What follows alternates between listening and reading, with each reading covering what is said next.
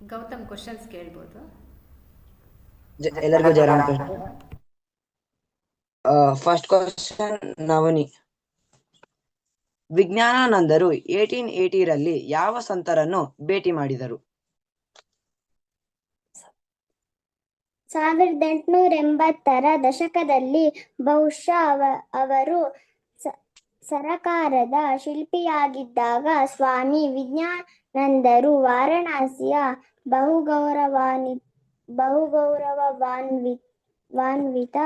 ಸಂತ ತ್ರೈಲಿಂಗಸ್ವಾಮಿಯನ್ನು ಭೇಟಿ ಮಾಡಿದ್ದರು.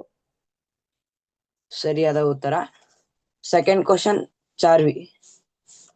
ವಿಜ್ಞಾನಾನಂದರು ತ್ರೈಲಿಂಗ ಸ್ವಾಮಿಯನ್ನು ಭೇಟಿಯಾದಾಗ ವಿಜ್ಞಾನಾನಂದರಿಗೆ ಏನು ಅನಿಸಿತು?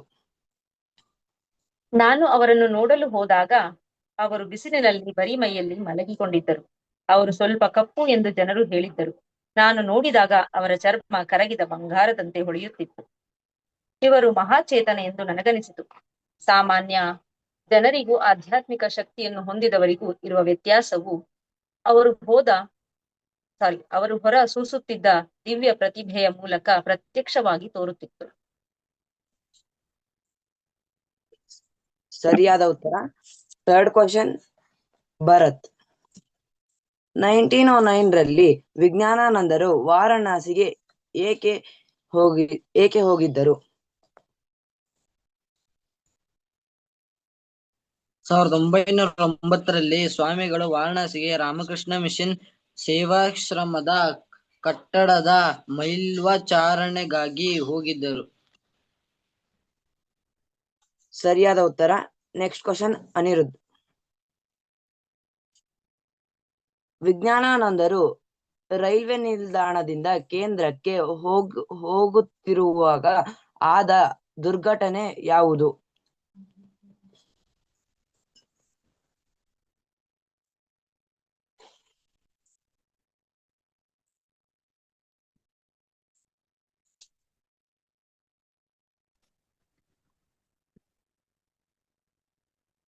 ಬೆಳಗಿನ ಜಾವ ಸುಮಾರು 1 ಅಥವಾ 2 ಗಂಟೆ ಆಗಿರಬಹುದು. ನನ್ನ ಮುಂದೆ ಜಟಾಜೂಟನಾದ ಶಿವ ಕಾಣಿಸಿಕೊಂಡ. ನಾನು, ಹೇ ದೇವ, ನನ್ನನ್ನು ಕರೆದುಕೊಂಡೊಯ್ಯಲು ಬಂದಿರುವೆಯಾ? ಆದರೆ ನಾನೀಗ ಬರಲಾರೆ. ಮೊದಲು ನಾನು ಶ್ರೀರಾಮಕೃಷ್ಣರ ಕೆಲಸವನ್ನು ಮುಗಿಸಬೇಕು ಎಂದೆ. ಅವನೇನು ನನ್ನ ಮಾತನ್ನು ಕೇಳಿದಂತೆ ತೋರಲಿಲ್ಲ. ನಗುತ್ತಾ ಮುಂದೆ ಬಂದು ನನ್ನನ್ನು ಆಲಂಗಿಸಿಕೊಂಡ. ತಕ್ಷಣವೇ ನನ್ನ ಶರೀರ ಬರ್ಫದಂತೆ ತಣ್ಣಗಾಯಿತು. ನಾನಾಗ ಅವನಿಗೆ, ಹೋಗಿ ಬಾ ದೇವ, ನಾನು ಶ್ರೀರಾಮಕೃಷ್ಣರ ಕೆಲಸ ಮಾಡಬೇಕು. ಶಿವನು ನಕ್ಕು ಹೊರಟ ಹೋದ. ಅಚ್ಚರಿ ಎಂಬಂತೆ ಬೆಳಗ್ಗೆ ಜ್ವರ ಇಳಿದಿತ್ತು. ಗಾಯಗಳು ಸ್ವಲ್ಪ ಮಟ್ಟಿಗೆ ವಾಸಿಯಾಗಿದ್ದವು. ಈಗಲೂ ಸಹ ಕೆಲವೊಮ್ಮೆ ನಾನು ಆ ಶಾಂತ ನಗುಮುಖದ ಶಿವನನ್ನು ಕಾಣುವೆ. ಸರಿಯಾದ ಉತ್ತರ. Next question Lochan. ವಿಜ್ಞಾನಾನಂದರಿಗೆ ಬೆಳಗಿನ ಜಾವ ಯಾರು ಕಾಣಿಸಿಕೊಂಡರು?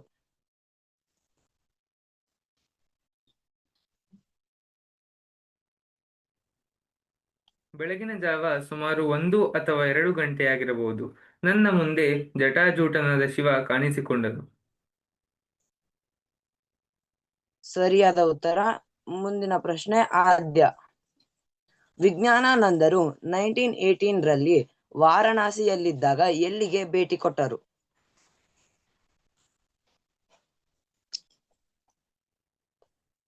ಸಾವಿರದ 1918ರಲ್ಲಿ ವಿಜ್ಞಾನಾನಂದರು ವಾರಣಾಸಿಯಲ್ಲಿದ್ದಾಗ ಸುಮಾರು 6 ಮೈಲಿ ದೂರದಲ್ಲಿದ್ದ ಸಾರನಾಥಕ್ಕೆ ಭೇಟಿ ಕೊಟ್ಟರು.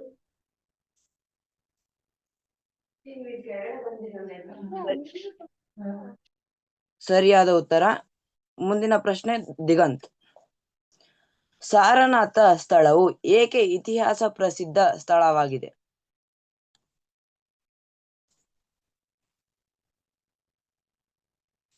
ಸಾರನಾಥ ಬುದ್ಧನು ತನ್ನ ಮೊದಲ ಉಪದೇಶವನ್ನು ಕೊಟ್ಟ ಚಾರಿತ್ರಿಕ ಸ್ಥಳ. ಸರಿಯಾದ ಉತ್ತರ.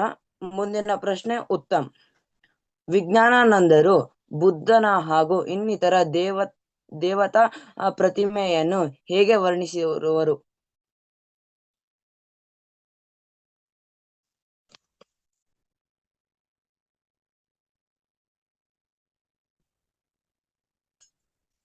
ಸ್ವಾಮಿಗಳು ಸಾರನಾಥಕ್ಕೆ ತಮ್ಮ ಭೇಟಿಯ ಅನುಭವವನ್ನು ವರ್ಣಿಸಿದರು. ಒಂದು ಬೆಳಗ್ಗೆ ನಡೆದಾಡಿ ಬರಲು ಹೋಗಿದ್ದಾಗ ನಾನು ಸಾರನಾಥಕ್ಕೆ ಭೇಟಿ ಕೊಡಬೇಕೆಂದು ತೀರ್ಮಾನಿಸಿದೆ. ಆ ಮೊದಲು ಅಂತಹ ಯೋಚನೆ ಯಾವುದೂ ಇರಲಿಲ್ಲ. ಕಾಲ್ನಡಿಗೆಯಲ್ಲಿ ಅಲ್ಲಿಗೆ ಹೋಗಿ ಸುತ್ತಮುತ್ತ ನೋಡಿದೆ.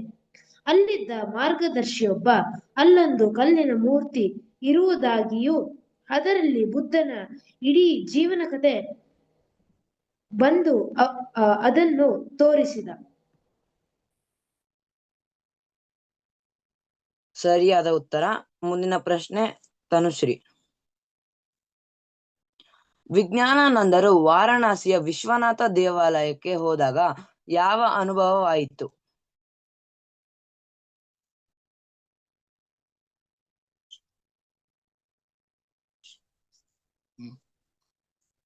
ವಾರಣಾಸಿಯ ವಿಶ್ವನಾಥ ದೇವಾಲಯಕ್ಕೆ ಹೋದಾಗ ನನ್ನಲ್ಲಿ ನಾನೇಕೆ ಇಲ್ಲಿ ಬಂದಿರುವೆ, ಕಲ್ಲನ್ನು ನೋಡುವುದಕ್ಕಾಗಿಯೇ ಎಂದು ಯೋಚಿಸಿದೆ. ಆಗ ಅದೇ ದರ್ಶನ ಮತ್ತೊಮ್ಮೆ ತೆರೆದುಕೊಂಡಿತು. ವಿಶ್ವನಾಥನೇ ನನಗೆ ಅಲ್ಲಿಯೂ ಇಲ್ಲಿಯೂ ಇರುವುದು ಅದೇ ಬೆಳಕು, ಸತ್ಯ ಯಾವಾಗಲೂ ಒಂದೇ ಎಂದಾಯಿತು. ಸರಿಯಾದ ಉತ್ತರ. ಮುಂದಿನ ಪ್ರಶ್ನೆ ಅನಿರುದ್ಧ್. ವಿಜ್ಞಾನಾನಂದರು 1938 ರಲ್ಲಿ ಎಲ್ಲಿಗೆ ಭೇಟಿ ಕೊಟ್ಟರು?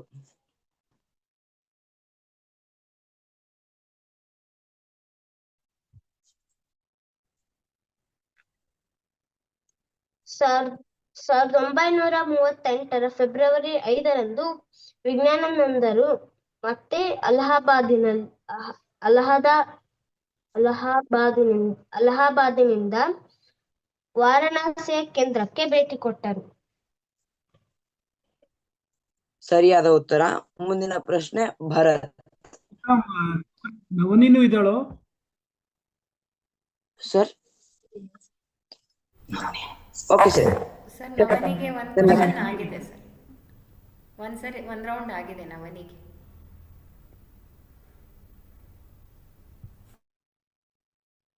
ಓಕೆ ಮ್ಯಾಮ್ ಕಂಟಿನ್ಯೂ ಮಾಡಿ ಸರ್. ಕಂಟಿನ್ಯೂ ಮಾಡಲ? ಓಕೆ ಅಂತ ಹೇಳಿ. 11ನೇ ಪ್ರಶ್ನೆ ಅನಿರುದ್ಧ್. ವಿಜ್ಞಾನಾನಂದರು ಮಾರನೆಯ ದಿನ ಸಂಜೆ ಎಲ್ಲಿಗೆ ಹೋದರು?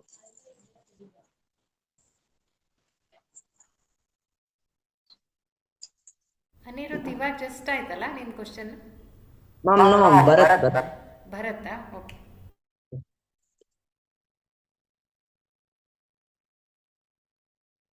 ಮಾರನೆಯ ದಿನ ಸಂಜೆ 5 ಗಂಟೆಗೆ ವಿಜ್ಞಾನಾನಂದರು ಕಾರಿನಲ್ಲಿ ದುರ್ಗಾ ದೇವಸ್ಥಾನವನ್ನು ನೋಡುವುದಕ್ಕಾಗಿ ಹೋದರು. ಸರಿಯಾದ ಉತ್ತರ. ಮುಂದಿನ ಪ್ರಶ್ನೆ ನವನಿ. ವಿಜ್ಞಾನಾನಂದರು ಸನ್ಯಾಸಿ ಕುರಿತು ಏನು ಹೇಳಿದರು? ರಾತ್ರಿಯ ಊಟದ ನಂತರ ಸನ್ಯಾಸಿಗಳನ್ನು ಕುರಿತು ಹೇಳಿದರು. ಅಮೆರಿಕನ್ನರು ಶ್ರೀರಾಮಕೃಷ್ಣರಿಗಿಂತಲೂ ಸ್ವಾಮೀಜಿಗೆ ಹೆಚ್ಚು ಗೌರವ ಕೊಡುತ್ತಾರೆ. ಸ್ವಾಮೀಜಿಗೆ ಆಶ್ಚರ್ಯಕರವಾದ ಭಾವಪರವಶಗೊಳಿಸುವ ವ್ಯಕ್ತಿತ್ವವಿದೆ. ಅವರ ಎದುರು ಕುಳಿತವರಿಗೆ ತಮ್ಮಲ್ಲೇ ಏನೋ ಕೊರತೆ ಇದೆ ಎನಿಸಿಬಿಡುತ್ತಿತ್ತು. ನಾವು ಇದನ್ನು ಸ್ವಾಮೀಜಿಗೆ ಹೇಳಿದಾಗ ಅವರು ಅದೆಲ್ಲ ಆ ಹುಚ್ಚು ಮುದುಕನ ಶ್ರೀರಾಮಕೃಷ್ಣರ ಲೀಲೆ, ಆತನೇ ನನ್ನ ಮೂಲಕ ಕೆಲಸ ಮಾಡುತ್ತಿದ್ದಾನೆ ಎಂದರು. ಸರಿಯಾದ ಉತ್ತರ. ಮುಂದಿನ ಪ್ರಶ್ನೆ ಆದ್ಯ. ವಿಜ್ಞಾನಾನಂದರು ಯಾವ ಪವಿತ್ರ ಸ್ಥಳಗಳಿಗೆ ಭೇಟಿ ಕೊಟ್ಟರು?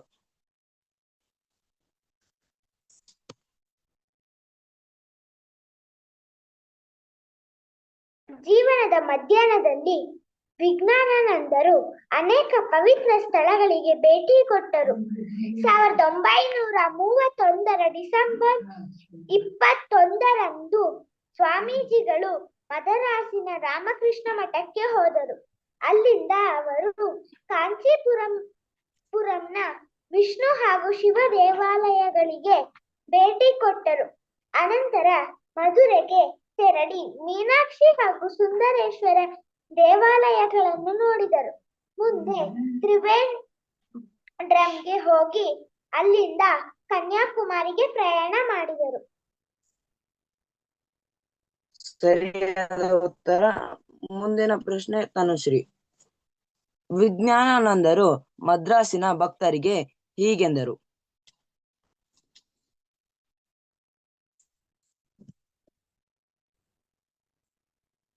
ವಿಜ್ಞಾನಾನಂದರು ರಾಮೇಶ್ವರಂ, ಬೆಂಗಳೂರು, ಮೈಸೂರು, ಊಟಿಗಳಿಗೆ ಭೇಟಿ ಕೊಟ್ಟು ಮದರಾಸಿಗೆ ಹಿಂದಿರುಗಿದರು.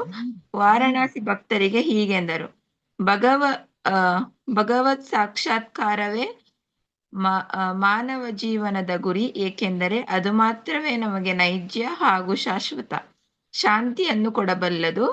ಅಜ್ಞಾನದ ಇನ್ನೊಂದು ರೂಪವಾದ ಅಹಂಕಾರವೇ ನಿಜವಾಗಿ ನಮ್ಮನ್ನು ಕವಿದ ದೇವರು ದರ್ಶನವನ್ನು ತಪ್ಪಿಸಿರುವುದು ಎಂದರು. ಸರಿಯಾದ ಉತ್ತರ. ಮುಂದಿನ ಪ್ರಶ್ನೆ ಚಾರ್ವಿ. ಶ್ರೀರಾಮಕೃಷ್ಣರಿಗೆ ದೇವರ ಬಗ್ಗೆ ಭಕ್ತರು ಕೇಳಿದ ಪ್ರಶ್ನೆಗೆ ಏನು ಹೇಳಿದರು? ಒಂದು ಸಲ ಯಾರು ಶ್ರೀರಾಮಕೃಷ್ಣರನ್ನು ನಾವೇಕೆ ದೇವರನ್ನು ಕಾಣಲಾರೆವು ಎಂದು ಕೇಳಿದಾಗ ಅವರು ಒಂದು ಟವೆಲ್ನಿಂದ ಮುಖ ಮುಚ್ಚಿಕೊಂಡು, ನೀವೀಗ ನನ್ನ ಮುಖವನ್ನು ನೋಡುತ್ತಿದ್ದೀರಾ? ಇಲ್ಲ, ನಿಮಗೆ ಈ ಟವೆಲ್ಲು ಅಡ್ಡವಾಗಿದೆ. ಆದರೂ ನಾನು ನಿಮ್ಮ ಮುಂದೆಯೇ ಕುಳಿತಿರುವೆ. ಇದೇ ರೀತಿ ನಿಮಗೂ ದೇವರಿಗೂ ನಡುವೆ ಇರುವ ಅಜ್ಞಾನದ ಅವಕುಂಠನವನ್ನು ತೆಗೆದುಹಾಕಿ, ಆಗ ಅವನು ಎಲ್ಲೆಲ್ಲಿಯೂ ಕಾಣಿಸುತ್ತಾನೆ ಎಂದರು. ಸರಿಯಾದ ಉತ್ತರ. ಮುಂದಿನ ಪ್ರಶ್ನೆ ಉತ್ತಮ್. ವಿಜ್ಞಾನಾನಂದರು ಶ್ರೀಲಂಕಾಕ್ಕೆ ತೆರಳಿ ಯಾವ ಪವಿತ್ರ ಸ್ಥಳವನ್ನು ನೋಡಿದರು?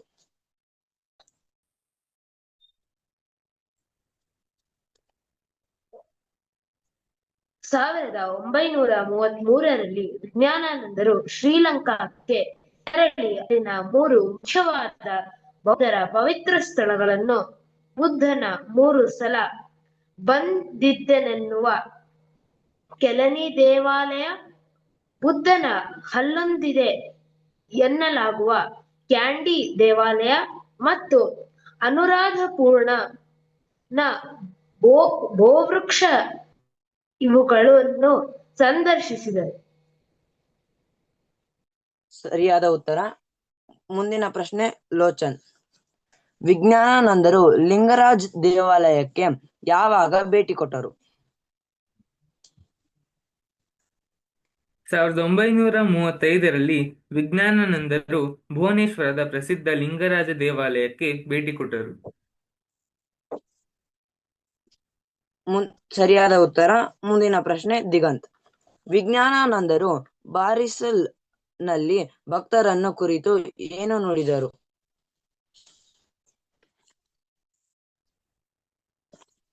ಬರಿಸಾಲ್ನಲ್ಲಿ ಅವರು ಭಕ್ತರನ್ನು ಕುರಿತು ಕೆಲವು ಮಂದಿ ದೇವರನ್ನು ಅರ್ಥ ಮಾಡಿಕೊಳ್ಳಬಲ್ಲರು, ಸಾಕ್ಷಾತ್ಕರಿಸಿಕೊಳ್ಳಬಲ್ಲರು. ಹೃದಯ ಶುದ್ಧಿ ಇಲ್ಲದೆ ಇದು ಸಾಧ್ಯವಿಲ್ಲ. ನಾವು ತುಂಬಾ ಎಚ್ಚರವಾಗಿರಬೇಕು. ಕೆಟ್ಟ ಯೋಚನೆಗಳು ವಿಷದ ಹಾಗೆ ಎಂದು ನುಡಿದರು. ಸರಿಯಾದ ಉತ್ತರ. ಮುಂದಿನ ಪ್ರಶ್ನೆ ಆದ್ಯ. 1936ರಲ್ಲಿ ಡಿಸೆಂಬರ್ನಲ್ಲಿ ವಿಜ್ಞಾನಾನಂದರು ಎಲ್ಲಿಗೆ ಹೋದರು? 1936ರ ಡಿಸೆಂಬರ್ನಲ್ಲಿ ವಿಜ್ಞಾನಾನಂದರು ಬರ್ಮಾದ ರಾಜಧಾನಿ ರಂಗೂನಿಗೆ ಹೋದರು. ಸರಿಯಾದ ಉತ್ತರ. ಮುಂದಿನ ಪ್ರಶ್ನೆ ಭರತ್. ಸನ್ಯಾಸಿಗಳು ಆಧ್ಯಾತ್ಮ ಭಾವದ ಬಗ್ಗೆ ಕೇಳಿದಾಗ ವಿಜ್ಞಾನಾನಂದರು ಏನು ಹೇಳಿದರು?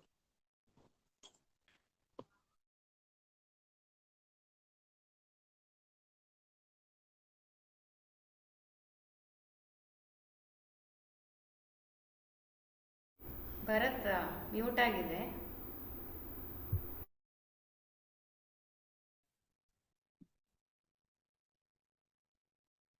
ಸನ್ಯಾಸಿಗಳನ್ನು ಅವರ ಆಧ್ಯಾತ್ಮ ಭಾವದ ಬಗ್ಗೆ ಒತ್ತಿ ಕೇಳಿದಾಗ ಸ್ವಾಮಿಗಳೆಂದರು, ಇದು ಭಗವಾನ್ ಬುದ್ಧನು ಕೃಪೆ ಇಟ್ಟು ದರ್ಶನ ಕೊಟ್ಟ ಬುದ್ಧನ ಆ ಮಲಗಿರುವ ಪ್ರತಿಮೆ ಜೀವಂತವಾಗಿರುವಂತೆ ನನಗೆ ಭಾಸವಾಯಿತು. ಆತನ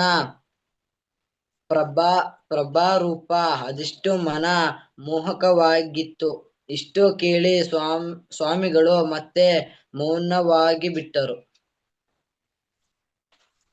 ಸರಿಯಾದ ಉತ್ತರ ಮ್ಯಾಮ್. ಮುಗೀತು ಮ್ಯಾಮ್. ವ್ಯೂ ಶೇರ್ ಮಾಡ್ಬೋದು.